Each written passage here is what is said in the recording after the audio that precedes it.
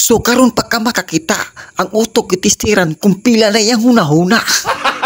Gago! Bisan puro kabuang ni among ipangbugna apan daghang kang pagtulunan ang makuha. Kining video tan-awa daghang kang kabuang ang makuha. Kung magkuyog ang puro uplok, walay magduka ani nga takpok. Singis ilang ginagmay apan mukang tarsir ang mga dagway. Ang kauban ako karon nga si Igoy nga perting gwapuha. Ug si Yasmi nga perting tisuya. Ako day si Ulik daghang kabuang nahibalan apan walay pagtunglunan ang nahibalan. Akong tabi medyo makalibog apan ning tawhana tanawa mo aksyon jud kag kaibog. Gago! Basta magkuyog ang puro amaw. It's your smile.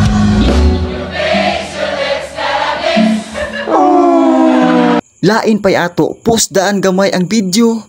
Like and share and follow. Comment ani nga video kay i-shout out tika sa sunod na video. Lain pay ato, init man ang panahon, naghunahon nami kung unsay kanon. Nakanahon ako sa kanta sa TikTok. Kalayo is a fire, love is coconut. Tubig is a water, panghugasabi. Mauni akong giingon ni kanina, dagang kaalam inyong may balan. Ug dagang kabuang inyong makatunan. Kay nasugdan naman ang mga kabuang, adre na puta sa daggoy nga mukhang